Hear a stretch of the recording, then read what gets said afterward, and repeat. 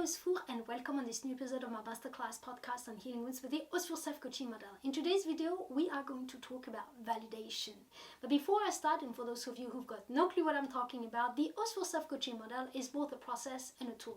As a process, it is designed to recycle your negative experiences in order for you to transform them into powerful life lessons. And as a tool, it is designed to increase the level of self-awareness by teaching you skills and tools to self-coach yourself on the spot. You ready? Let's do it. Hello everyone, this is Sofia Osfour and welcome on this new episode of my masterclass podcast on healing wounds with the Osfour self-coaching model. In today's video, we are going to talk about validation. But before we start, and for those of you who got no clue what I'm talking about, the Osfour self-coaching model is both a process and a tool. As a process, it is designed to recycle your negative experiences in order for you to transform them into powerful life lessons.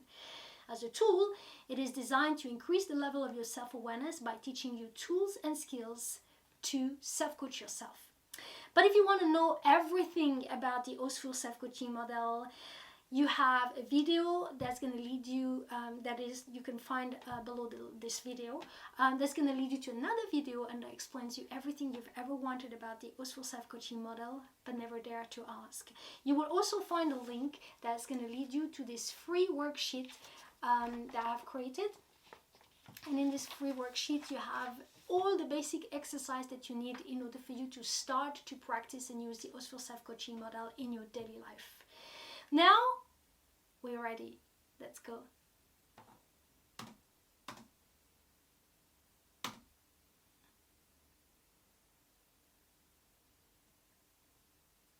Hello everyone and welcome back on this new episode of my masterclass. My name is Sofia Osfour. Hello everyone and welcome back on this new episode of our masterclass podcast on healing wounds with the Osfour self-coaching model. My name is Sofia Osfour and I'm a life coach, a mentor, a master practitioner in NLP and the creator of the Osfour self-coaching model. In today's video, we're going to talk about validation. So first of all, let's find out and let's clarify what is validation. So validation is basically the action of checking the occurrence of something. Pretty basic. And when we're talking about, validation, there's two types of validation seeker. You have people who are going to seek for validation from the outside, and you have people who are going to seek validation from within. Both of those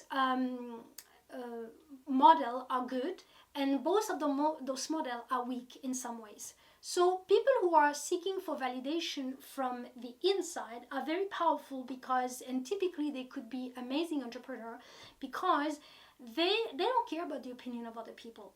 So to give you a good example of someone who was an inside validation seeker was Steve Jobs. Back in the day, when he started with his computer and he was talking about his project, people were thinking, this is ridiculous. Everybody having a computer at home? This is insane. And so a validation inner seeker can have thousands of people telling him or her how silly is their project or how silly is their quest. They don't care.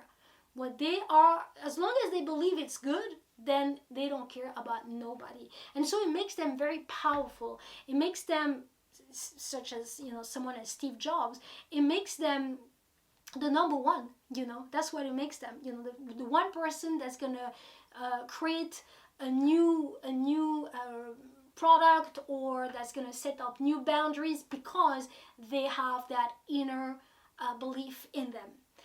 The problem with those people, and that's the weakest point, is that now let's say that they are in a situation where they're wrong. They're basically wrong and everybody's telling them they're wrong. They're not going to be able to receive or hear it until they're going to actually crash down and it's proven to them. That they need to be proven they'll be wrong, and they need to be proven by fact, like something has to happen. And so sometimes it could be very difficult. Let's imagine that you have a company and people are telling you, listen, you're making a mistake, you're making a mistake. They're not going to be able to receive it until they completely lose the entire company. Then they're going to be, okay, so I was wrong, right? That is the problem of the inner seeker validation. Then on the other hand, we have the outside validation seeker.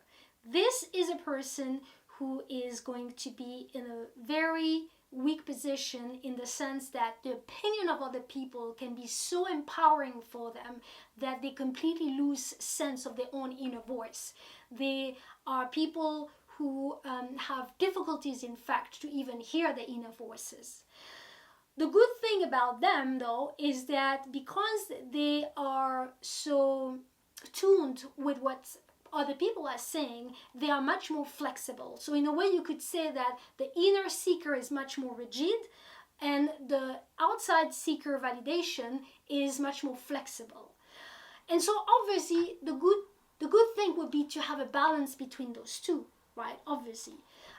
Because let's remember that validation is very empowering up to a certain age. To construct a human being, you need validation. You see, when you take a human being from the age of 0 to, I would say, 12, it's important for a human being to have this validation from their parents, from their peers, from their teachers, because this is how they build themselves. They build a sense of who they are and this sense of not only who they are, but also what are their strengths, what are their weaknesses. I mean, based on all this validation, they basically build their entire personality. But up to a certain point, I think, in my opinion, it should be 12, 14, 12 I would say. It's a good age because 14 you already start to be a teenager. You should learn to also listen to your own inner voices, right? Because people, outside validation is like drug, in some ways, because not everybody is benevolent. Not everybody's opinion is important. Not everybody's opinion is accurate. Not everybody's opinion is pertinent, right? You gotta understand that sometimes people are bringing you the opinion as if it was the truth, but sometimes it's nothing more than their opinion of you. And so you gotta be able to receive it, of course, and I think it is important and it is pertinent to be able to receive it, but you also, before you just swallow it, you gotta analyze it. And I think that with people who are outside validation seeker, or even for the people who are just inner validation seeker, the problem for both of those personality types, you could say, is that they are not taking the time to analyze what's being given to them, right? And so the balance would be to always analyze who is giving me this information, why they're giving it to me, and is this really pertinent, right? Is this really pertinent? And to be able to detach yourself from, the emotion side of things, but to be able to be more cold-blooded in some ways, especially when it comes down to an opinion, and to really listen to the message. Because sometimes the message could be accurate, but sometimes the provider of the message could be just wrong, Let's not forget that people sometimes are biased, and sometimes people, they project things onto you that's got nothing to do with you. So you gotta be able to analyze lots of things in order for you to decide, am I going to take what this person is giving me instead of just being addicted to just validation, right? So you need your friends to validate, the project that you're going to do, the clothes you're going to wear, the decision you're going to make. I mean, that's crazy. And of course, we are human beings. We are social beings, and part of being a social beings, it's important, of course, to get the opinion of people. But, that's why, it takes so much courage to be the whistleblower when everybody's going towards a direction and you're the one person who's like, actually, guys, this is just wrong, And somehow the entire group is going to start to beat you up because you're not, you basically have another opinion than they do. So this is very important. Also, why? Because on Monday I've made a video about bullies, and people who are more likely to be subjected to bullies are people who are seeking validation from the outside. And one of the things that empowers so much bullies is the fact that you are receiving and in fact absorbing what the bully has to say, in a way, And so that's why I'm saying that it's very important for people, for people of any age to learn to detach yourself from this habit that we have when we are an outside validation seeker, to just absorb whatever people have to say. If someone is, for instance, a bully, and they're coming from a very dark space, why would you even consider receiving what they have to say about you? Why would you even consider the opinion or the how can I say, the suggestions even? I mean, we're talking here about people who are just so toxic that they feel comfortable, and we're seeing this not necessarily with adults at work, because this video that I made this week was about people being bullied at work. But if I'm talking about the bigger picture of bullies, I mean, we're hearing today people who feel comfortable enough to suggest to another teenager, they're in school with, why don't you go and kill yourself, right?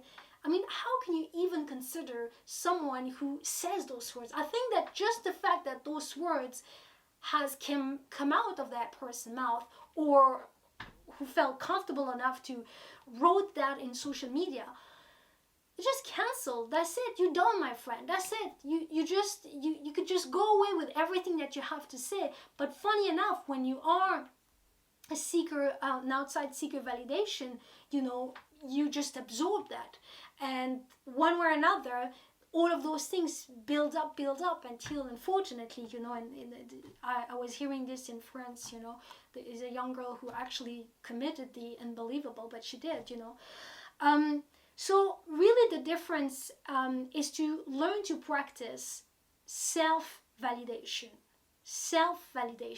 And like I always say, everything starts here, right? We should be learning to be our own self-love producer. We should be able to become our own self-happiness producer. We should be able to become our own self-validation producer, right? I'm not saying that the opinion of people is not to be taken. I'm certainly someone who has strived for many years on, and still do, on other people's opinion.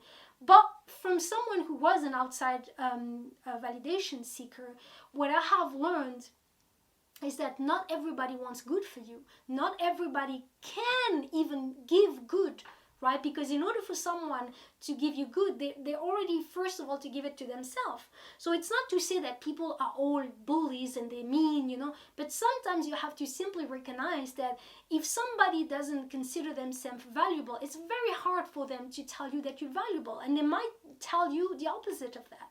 So the importance to really, instead of just absorbing what other people have to say or rejecting it, is to really create a room where you gather all of those things, the opinion of other people, and analyze it and see what's good for you. Is this going to empower me? Is this going to help me? Those are the questions that you should be asking, instead of just absorbing. And if it's not going to empower you, then don't keep it. If it's not going to help you, then rejecting it. If it's just, taking you to a dark place, then why would you even interact with that? And I know how hard it is when, for instance, you have a group of people who are saying bad things, and I've been in this kind of situation. But at some point, you gotta be able to just block it. And it's an exercise, it's like any other things. You exercise yourself, and to learn to block it, and in a way create a room in your head where what's been said about me, I'm going to put it in there, and I'm going to analyze it one by one. This, I think, should be an exercise that should be learned from a very young age, because this is how you create people who can form their own opinion, and not just being simple, stupid followers who are just going to carry on doing what everybody does because they're just afraid to have their own opinion or their own personality.